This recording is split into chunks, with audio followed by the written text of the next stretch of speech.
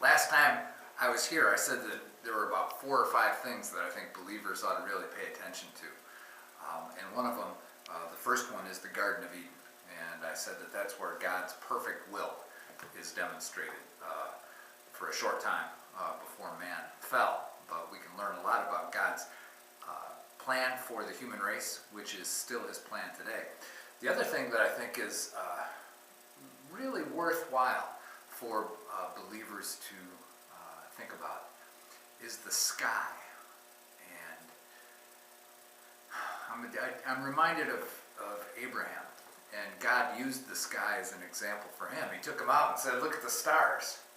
And he said, "So shall your descendants be."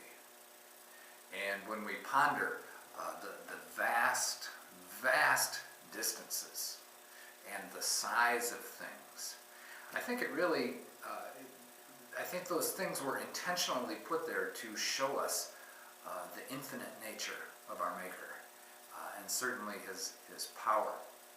In Psalm 19 it says, "The heavens declare the glory of God, the skies proclaim the work of his hands. Day after day they pour forth speech, night after night they proclaim knowledge. There is no speech or language that they don't understand." And I think what that tells us is that for somebody who is questioning God's existence, who wants to find out more about their Maker, that the distances themselves, the stars, the vast spaces themselves proclaim the glory of God and help us to understand him.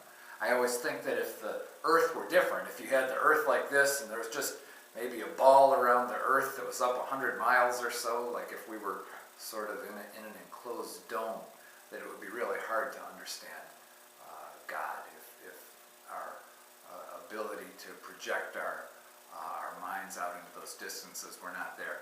I think it'd be harder to understand the infinite nature of God.